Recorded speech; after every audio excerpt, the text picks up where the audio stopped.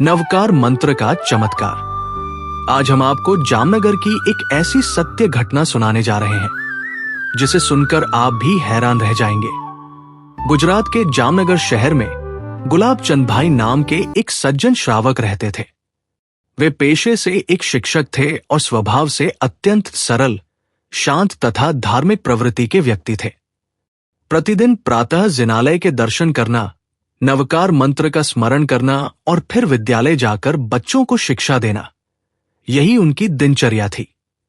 उनका परिवार सुखी था और जीवन शांति से बीत रहा था। लेकिन मनुष्य के जीवन में कब और कैसी परीक्षा आ जाए, यह कोई नहीं जानता। एक दिन जब वे विद्यालय में बच्चों को पढ़ा रहे थे, तभी अचानक उनके सिर में असहनीय पीड़ा होने लगी।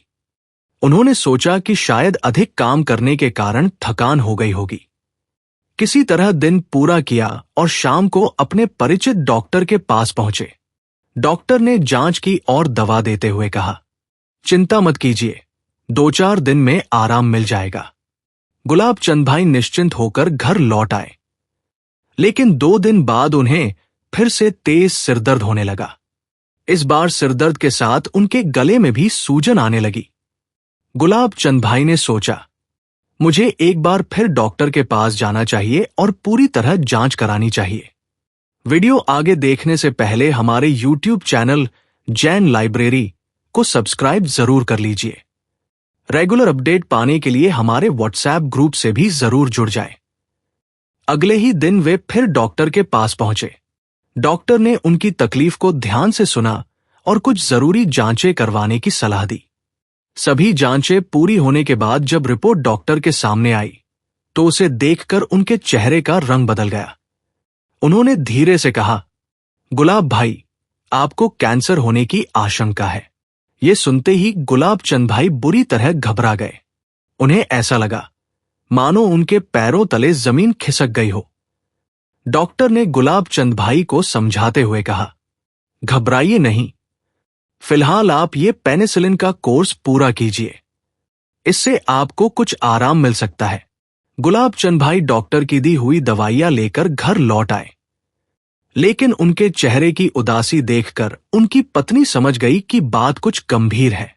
उन्होंने चिंतित होकर पूछा, डॉक्टर साहब ने क्या कहा? गुलाब चंद भाई ने धीमे स्वर में उत्तर दिया, डॉक्टर ने कैंसर होने की आशंका बताई है, कुछ दवाइयां दी हैं। उन्होंने कहा है कि इलाज शुरू करते हैं और आगे देखते हैं। इतना सुनते ही घर में सन्नाटा छा गया। परिवार के सभी सदस्य स्तब्ध रह गए। किसी को विश्वास नहीं हो रहा था कि हमेशा स्वस्थ और प्रसन्न रहने वाले गुलाब चंद भाई को इतनी भयंकर बीमारी हो सकती है। कुछ ही दिनों में गुलाब चंद भाई की हालत और बिगड़ने लगी। उनके गले में दर्द शुरू हो गया। धीरे धीरे खाना निगलने में कठिनाई होने लगी और पानी पीना भी मुश्किल लगने लगा। गुलाब चंद भाई की बिगड़ती हालत देखकर परिवार की चिंता दिन प्रतिदिन बढ़ती जा रही थी। उनके फैमिली डॉक्टर कपूर ने जब उनकी स्थिति देखी तो उन्हें इलाज के लिए मुंबई ले जाने का निर्णय लिया। वहां उन्हें प्रसिद्ध कैंसर विशेषज्ञ डॉक्टर मोदी को दिखाया गया। डॉक्टर मोदी ने उनकी पूरी जांच की और रिपोर्ट देखने के बाद गंभीर स्वर में कहा, गुलाब चंद भाई, बीमारी बहुत बढ़ चुकी है। गले और जीभ का कैंसर अंतिम अवस्था में पहुंच चुका है। अब इलाज की संभावना बहुत कम है। डॉक्टर की बात सुनकर गुलाब चंद भाई कुछ क्षण के लिए शांत हो गए। फिर उन्होंने धीमे स्वर में कहा, डॉक्टर साहब, मुझे 2 दिन से पानी भी नहीं मिला है। कृपया किसी तरह मेरी प्यास बुझा दीजिए। डॉक्टर ने उन्हें सांत्वना देते हुए कहा, आप किसी तरह आज की रात निकाल लीजिए, कल हम पूरी कोशिश करेंगे। लेकिन कमरे से बाहर निकलकर डॉक्टर ने कपूर साहब को अपने पास बुलाया। डॉक्टर ने धीमे स्वर में कहा, कपूर साहब, मरीज की हालत बहुत गंभीर है। बीमारी अब काफी बढ़ चुकी है और हमारे लिए उपचार करना लगभग असंभव हो गया है। सच कहूं तो अब इनके जीवन की उम्मीद बहुत कम दिखाई दे रही है। आप परिवार वालों को धैर्य रखने के लिए कहिए और जितना हो सके इन्हें शांति और सुकून से रहने दीजिए। डॉक्टर की ये बात सुनकर कपूर साहब कुछ क्षण के लिए मौन रह गए। फिर वे वापस कमरे में आए और गुलाब चंद भाई से बोले, गुलाब चंद भाई, आइए अब घर चलते हैं। हम पूरी कोशिश करेंगे, लेकिन आगे क्या होगा ये ईश्वर की इच्छा पर निर्भर है। गुलाब चंद भाई घर लौट आए, लेकिन उनके मन में एक ही विचार बार बार उठता रहा, शायद ये मेरे जीवन की अंतिम रात है। ये सोचकर उनका मन धीरे धीरे निराशा से भरने लगा। लेकिन कहते हैं, जब मनुष्य का पुरुषार्थ थक जाता है और संसार के सभी सहारे छूट जाते हैं, तब वो धर्म की शरण में जाता है। अचानक उनके मन में एक विचार आया, यदि जीवन के कुछ ही क्षण शेष हैं, तो क्यों न उन्हें नवकार मंत्र के स्मरण में बिताया जाए। उस समय संध्या का समय था। गुलाब चंद भाई ने अपने परिवार के सभी सदस्यों को अपने पास बुलाया। नम्र स्वर में बोले, मेरा अंतिम समय निकट है। यदि जीवन में मुझसे कभी कोई भूल हुई हो, किसी का दिल दुखाया हो, तो मुझे क्षमा कर देना। अब मैं अपना शेष समय नवकार मंत्र के जाप में बिताना चाहता हूं। यह सुनते ही परिवार के सभी सदस्य स्तब्ध रह गए। सभी की आंखें नम हो गई और पूरे घर में गहरा सन्नाटा छा गया, मानो पूरे परिवार पर दुख का पहाड़ टूट पड़ा हो। उसके बाद वह कमरा बंद करके शांत भाव से नवकार मंत्र का जाप करने लगे। धीरे धीरे उनका मन संसार की सभी चिंताओं से हटकर मंत्र में एकाग्र होने लगा। गले की पीड़ा का अनुभव कम होने लगा और मन की व्याकुलता भी धीरे धीरे शांत हो गई। अब उनके मन में केवल एक ही भावना थी कि जीवन का जो भी समय शेष है, वो शुभ भावों और नवकार मंत्र के स्मरण में बीते। देखते ही देखते रात गहराने लगी। लगभग 11 बजे अचानक उन्हें जोरदार वमन हुआ। अत्यधिक कमजोरी के कारण वे बेहोश होकर जमीन पर गिर पड़े। आवाज सुनते ही परिवार के लोग दौड़कर कमरे में पहुंचे। गुलाब चंद भाई को उस अवस्था में देखकर परिवार के सभी लोग घबरा गए। सबको लगा कि अब सब कुछ समाप्त हो गया है। देखते ही देखते पूरे घर में रोना धोना शुरू हो गया। रेणु रना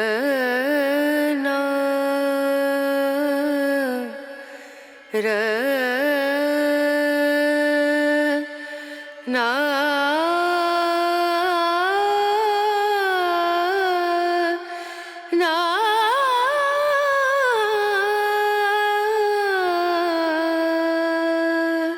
लेकिन कुछ समय बाद अचानक गुलाब चंद भाई की आंखें खुली। उन्हें होश में आता देखकर परिवार के लोगों की जान में जान आ गई और पूरे घर का शोक का वातावरण आशा में बदल गया।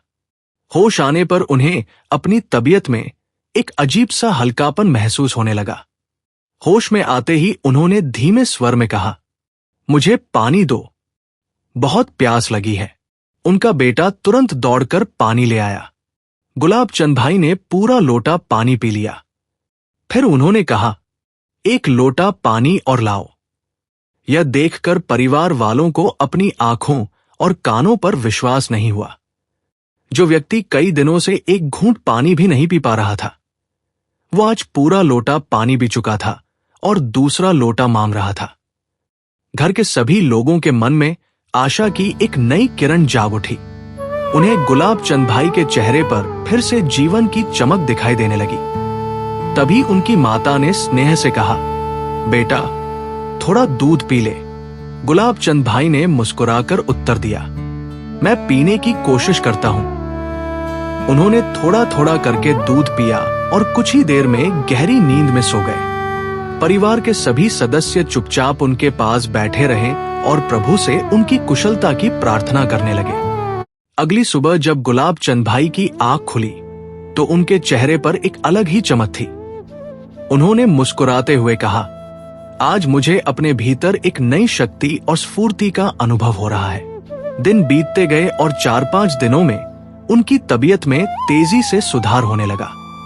जो व्यक्ति कुछ दिन पहले पानी की एक घूंट के लिए तरस रहा था, वो अब धीरे धीरे सामान्य भोजन भी करने लगा।